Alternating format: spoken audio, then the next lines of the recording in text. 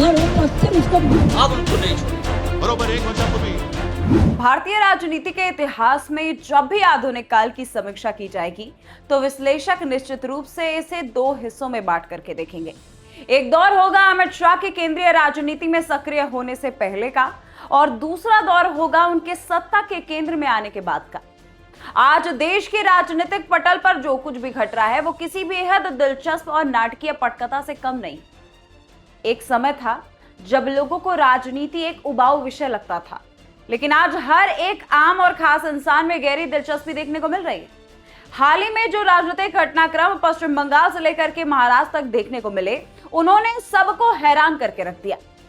जो नेता कुछ समय पहले तक घूम घूम कर देश के गृह मंत्री को खुली चुनौतियां दे रहे थे, चुनाव के नतीजों के बाद उनकी अपनी ही पार्टियों में ऐसी भगदड़ मची कि उसे संभालना नामुमकिन हो रहा है। सवाल अब ये उठाया जा रहा है कि क्या ये सब कुछ लोकतांत्रिक मर्यादाओं के खिलाफ हो रहा है या फिर ये उन क्षेत्रीय दलों की अंदरूनी कमजोरी है जो हर हार का ठिकारा दूसरों पर ही फोड़ देती है। नमस्कार, आप देख रहे हैं बतकई चौक और मैं हूं आपके साथ गरिमा त्रिपाठी, हाजिर हूं एक बार फिर आपके बीच एक नए वीडियो को लेकर के। पश्चिम बंगाल की राजनीति को ही देख लीजिए दोस्तों आप एक बार। चुनाव के दौरान बड़े बड़े दावे सामने आए, नारे दिए गए थे कि खेला होबे और दिल्ली के नेताओं को वापस भेज दिया जाएगा, लेकिन चुनावी नतीजों के आते ही पासा पूरी तरह से पलट गया। जिस तृणमूल कांग्रेस को ममता बनर्जी ने अपने दम पर खड़ा किया था, आज उसी पार्टी के भीतर एक अभूतपूर्व आंतरिक विद्रोह की खबरें सामने आ रही है। पार्टी के भीतर बुआ और भतीजे की विरासत को लेकर के जो खींचातान लंबे समय से चल रही थी, उसने अब एक नया मोड़ ले लिया है। वरिष्ठ नेताओं की तरफ से खुलेआम बयान आ रहे हैं कि पार्टी की दुर्दशा के पीछे आंतरिक नेतृत्व की गलतियां हैं।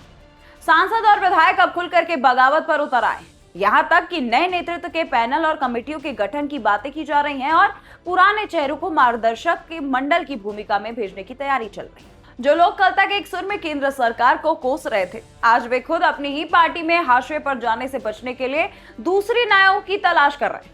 कई बड़े चेहरे और दशकों पुराने साथी भी अब पाला बदलने के लिए तैयार बैठ गए। जमीन पर कार्यकर्ताओं का गुस्सा इस कदर फूट रहा है दोस्तों कि नेताओं को सार्वजनिक स्थानों पर भारी विरोध का सामना करना पड़ रहा है। लेकिन इस जमीनी हकीकत को समझने और आत्ममंथन करने के बजाय पूरा दोष बाहरी ताकतों पर मढ़ दिया जा रहा है। जब आपके अपने ही लोग साथ छोड़ करके जाने लगे तो यहाँ पर यह सोचना जरूरी हो जाता है कि संगठन के भीतर संवाद की कमी आखिर कहाँ रह गई। ठीक ऐसा ही कुछ नजारा हमें महाराष्ट्र की राजनीति में भी देखने को मिल रहा है। शिवसेना के भीतर जो घमासान मचा, उसके असली कारणों को लेकर के अब खुद पार्टी के पूर्व सांसद और विधायक खुल करके बोलने लगे हैं। जैसे महाभारत में संजय धृतराष्ट्र को कुरुक्षेत्र के युद्ध का आंखों देखा हाल सुनाते थे, वैसे ही आधुनिक दौर के कुछ नेता बंद कमरों में बैठ करके अपनी ही पार्टी को खोखला करने में जुटे हुए। उनके तीखे, अमर्यादित और आक्रामक बयानों ने सहयोगियों को दूर किया और अपने ही विधायकों के मन में असुरक्षा की भावना को पैदा कर दिया। नतीजा ये हुआ दोस्तों कि जिसे कभी एक छोटा गुट कहा जाता था, आज वही असली और एकमात्र शिवसेना बनकर के उभर चुका है। राजनीतिक रणनीतियों के तहत सांसदों और विधायकों का एक बहुत बड़ा धड़ा लगातार पाला बदल रहा है। जब इन नेताओं से पूछा जाता है कि वे अपने पुरानी पार्टी को आखिर क्यों छोड़ रहे हैं, तो उनका सीधा जवाब आता है कि वहां उनकी बात सुनने वाला कोई नहीं। सोचिए आप, कोई उनकी बात ही नहीं सुन रहा। शीर्ष नेतृत्व जमीन से कट चुका है और कुछ चुनिंदा सलाहकारों के भरोसे पूरी पार्टी चलाई जा रही है। ऐसे में जब विधायकों और सांसदों को लगता है कि उनका राजनीतिक भविष्य दांव पर है, तो वे स्वाभाविक रूप से एक मजबूत विकल्प की तलाश करते हैं। अमित शाह की राजनीतिक कार्यशैली की विशेषता यही है दोस्तों कि ये विपक्ष की किसी भी कमजोरी को बहुत जल्द भांप लेते हैं और वहां अपनी रणनीति लागू करने में देर नहीं लगाते। अब बड़ा सवाल ये उठ रहा है कि क्या विपक्ष के पास वाकई इस कमजोरी का कोई ठोस जवाब है? जब भी कोई बड़ा नेता पार्टी छोड़ता है तो तुरंत केंद्रीय एजेंसियों और सरकार के दबाव में का नाम ले लिया जाता है। ये मान लिया जाता है कि केवल डर की वजह से ही सब कुछ हो रहा है, लेकिन कोई भी दल इस बात पर विचार करने या फिर वो बात को मानने को राजी नहीं है कि उनके अपने संगठनों में आंतरिक लोकतंत्र कितना बचा। क्या परिवारों और खास करीबियों के इर्द गिर्द सिमटी पार्टियां अपने ही नेताओं को वो सम्मान और स्पेस नहीं दे पा रही जिसके वे उम्मीद कर रहे हैं? जब किसी राजनीतिक दल में आम कार्यकर्ताओं की आवाज को दबा दिया जाता है तो बिखराव होना वहां पर दोस्तों तय हो जाता है।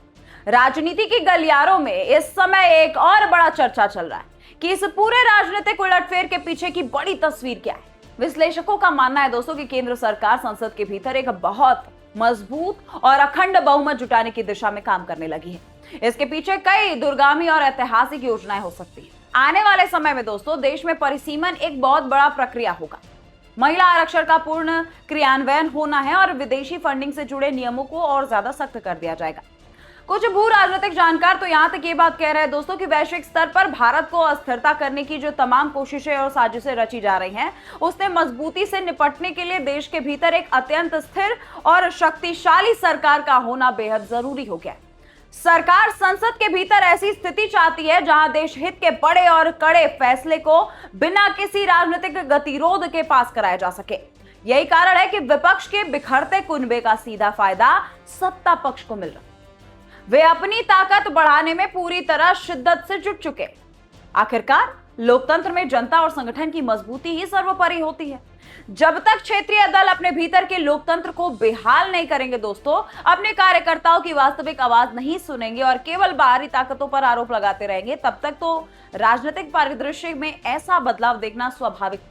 ये भारतीय राजनीति का एक नया अध्याय है जहां केवल बड़े बड़े नारे और चुनावी मुहावरे काम नहीं आते, बल्कि संगठन की मजबूती, कुशल नेतृत्व और जमीन से जुड़ाव ही इस दौर में टिकने का एकमात्र रास्ता है। आप इस बात से कितना सहमत है, कमेंट सेक्शन में लिखना मत भूलिएगा। आप देख रहे थे बतकही चौक, मैं हूं गरिमा त्रिपाठी। नमस्कार।